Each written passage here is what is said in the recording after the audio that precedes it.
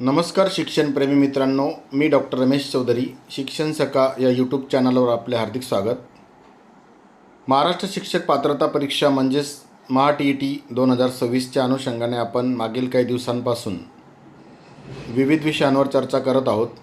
आज आपण मराठी भाषेचा तिसरा व्हिडिओ आपण वाक्प्रचार, म्हणी, समानार्थी आणि विरुद्धार्थी शब्द या विषयावर आपण चर्चा करणार आहोत.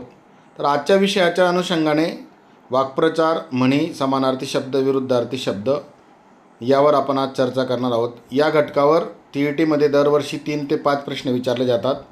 त्यामुळे महत्त्वपूर्ण आहे. सोपं वाटत असलं तरी या घटकावर काही प्रश्न बऱ्याचदा आपल्याला सोडवण्यासाठी अडचणी येतात. त्याच्यावर आपण थोडक्यात चर्चा करूया. पहिला घटक आहे वाक्प्रचार. वाक्प्रचार म्हणजे काय की शब्दशः अर्थ न घेता विशिष्ट अर्थाने वापरला जाणाऱ्या शब्दसमूहाला वाक्प्रचार असं म्हणतात. म्हणजे ज्यावेळेस वाक्प्रचारातलं वाक्य असतं तर त्याचा आपण शब्दशः अर्थ न घेता त्या अर्थाचा विशिष्ट अर्थ नेमका काय होतो त्या वाक्प्रचाराचा हे समजून घेणं गरजेचं असतं. उदाहरणार्थ, डोळ्यात तेल घालणे. तर डोळ्यात तेल घालणे या वाक्प्रचारामध्ये शब्दशः अर्थ आहे डोळ्यात तेल घालणे, पण खरा अर्थ आहे अत्यंत काळजीपूर्वक लक्ष ठेवणे. काही महत्त्वाचे वाक्प्रचार आहेत, जसं हातावर तुरी देणे, तर याचा अर्थ दुर्लक्ष करणे. उदाहरण म्हटलं तर शिक्षकांनी सांगूनही त्याने हातावर तुरी दिली. तर अशा प्रकारचे काही उदाहरणं असतात. ते उदाहरणाच्या माध्यमातून ते वाक्प्रचार विचारले जातात. नाकाने कांदे सोलणे या वाक्प्रचाराचा अर्थ होतो फार त्रास होणे. तोंडाची वाफ दवडणे म्हणजे विनाकारण बोलणे. डोक्यावर घेणे अति लाड करणे. डोळ्यात तेल घालून पाहणे अत्यंत काळजीपूर्वक पान घेणे. अशा प्रकारचे वाक्प्रचारांचा थोडा आपण सराव करणं गरजेचं आहे. जसं तोंडाची वाफ दवडणे या वाक्प्रचाराचा अर्थ काय? पर्याय असतात रागावणे, विनाकारण बोलणे, शांत बसणे, आनंदी होणे. तर योग्य उत्तर आहे विनाकारण बोलणे. आता आपण म्हणी याबद्दल थोडी चर्चा करूया. अनुभवातून निर्माण झालेले सत्य व उपदेशपर वाक्य म्हणजेच म्हण.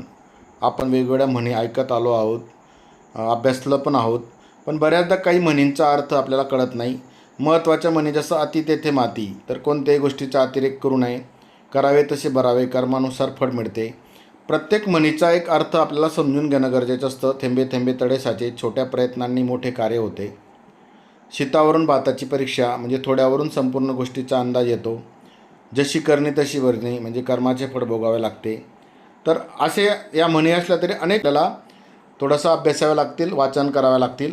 कारण TETमध्ये म्हणीचा अर्थ काय असा प्रश्न खूप कमीदा विचारला जातो. पण बऱ्याचदा मागील मी काही प्रश्नपत्रिका पाहिल्या तर त्या ठिकाणी म्हणीतले प्रत्येक शब्दामधला एक अक्षर वेगवेगळे करून एका चौकटीमध्ये ते 10 अक्षरं किंवा 5 अक्षरं, 8 अक्षरं, 12 अक्षरांची म्हण दिलेली आहे, जी उलटसुलट क्रमाने अक्षरं आहेत.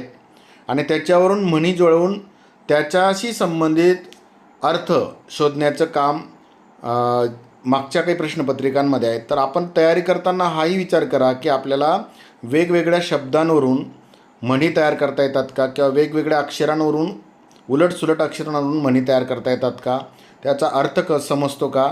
तर या पद्धतीने तयारी केली तरच आपण त्या प्रश्नाचं उत्तर योग्य पद्धतीने लिहू शकतो. जसं समानार्थी शब्द.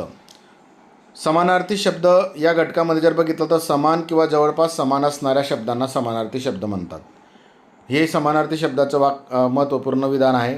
तर याच्यामध्ये काय असतं की काही शब्द असतात त्याचे अनेक समानार्थी शब्द. जसं सूर्य आहे त्याला रवी पण म्हणतात, भास्कर म्हणतात, दिनकर म्हणतात. समुद्राला सागर, सिंधू, रत्नाकर म्हणतात. तर या ठिकाणी असे काही पर्याय येतात की जे आपण बऱ्याचदा ऐकलेले नसतात, वाचलेले नसतात. जसं आता पृथ्वी आहे, भूमी, धरणी, वसुंधरा हे सोपे सोपे वाटत असले तरीसुद्धा काही कठीण शब्द असतात नाही, त्यांचे समानार्थी शब्द आपल्याला नेमके चुका होतात. डोळामध्ये नेत्र असेल, नयन असेल, लोचन असेल, राजामध्ये भूप असेल, नृप असेल, नरपती असेल. तर अशा प्रकारचे काही प्रश्न येतात. जसं सागर हा शब्द, या शब्दाचा समानार्थी शब्द खालीलपैकी कोणता आहे किंवा कोणता नाही. बऱ्याचदा वाक्यरचना परीक्षार्थी म्हणून व्यवस्थित वाचणं गरजेचं असतं. बऱ्याचदा नकारात्मक वाक्यरचनेचे काही प्रश्न असतात. जसं सागर हा कोणत्या समानार्थी शब्द आहे, हे इथं आहे म्हणून आहे, त्याचं उत्तर समुद्र आहे. पण बऱ्याचदा हाच प्रश्न वेगळ्या पद्धतीने विचारला जातो की सागर या शब्दाला खालीलपैकी कोणता समानार्थी शब्द लागू होत नाही. त्यावेळेस 3 पर्याय लागू होतात आणि एक लागू होणारा नसतो. तर एवढ्या बारकाव्याने आपल्याला ते वाचन करून त्याचं उत्तर लिहिणं गरजेचं असतं. नंतरचा घटक आहे विरुद्धार्थी शब्द. परस्पर विरोधी अर्थ असणाऱ्या शब्दांना विरुद्धार्थी शब्द म्हणतात, हे आपल्याला माहिती आहे. अशाच प्रकारचे काही शब्द आपल्याला समजून घ्यावे लागतील, जसं सत्याचा विरुद्ध असत्य, नफाचा विरुद्ध तोटा, प्रेमाचा विरुद्ध द्वेष, उंच ठेंगणा, यश अपयश, नवीन जुना, ज्ञान अज्ञान.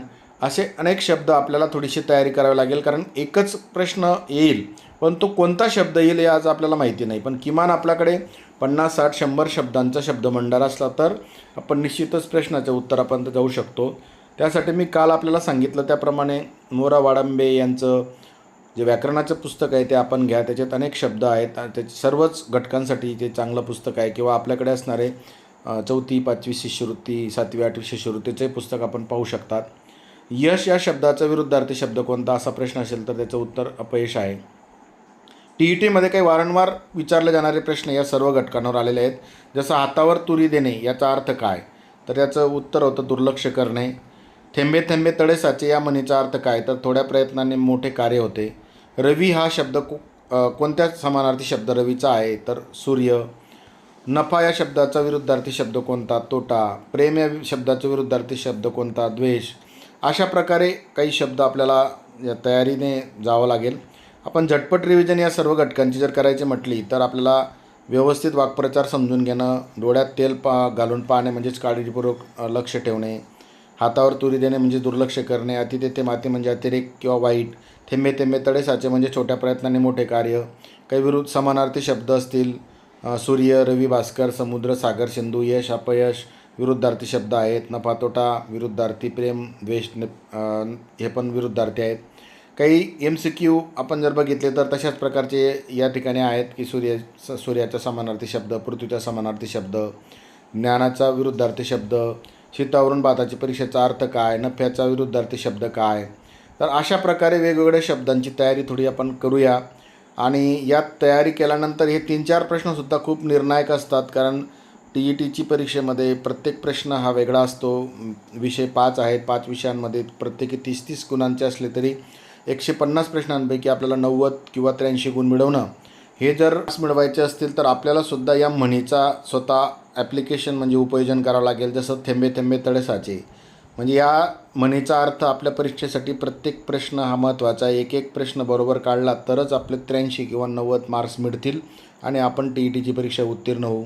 म्हणून आज आपण जे वाक्प्रचार, म्हणी, समानार्थी शब्द, विरुद्धार्थी शब्द यांचा अभ्यास केला, याच्यात थोडीशी तयारी करा. काही पुस्तकातून, शालेय पाठ्यपुस्तकातून किंवा शिष्यवृत्तीच्या परीक्षेच्या पुस्तकातून काही प्रश्न, वाक्प्रचार, म्हणी, समानार्थी, विरुद्धार्थी शब्दांचा शब्दभंडार पहा आणि त्याच्यावर आधारित पुढची तयारी करा. निश्चितच हे निर्णायक 3 ते 5 प्रश्न आपल्याला महत्त्वाचे ठरतील आणि आपल्या उत्तीर्ण होण्यासाठी मदतीचे राहील. आपण आतापर्यंत व्हिडिओ पाहिला त्याबद्दल आपल्या मनापासून धन्यवाद.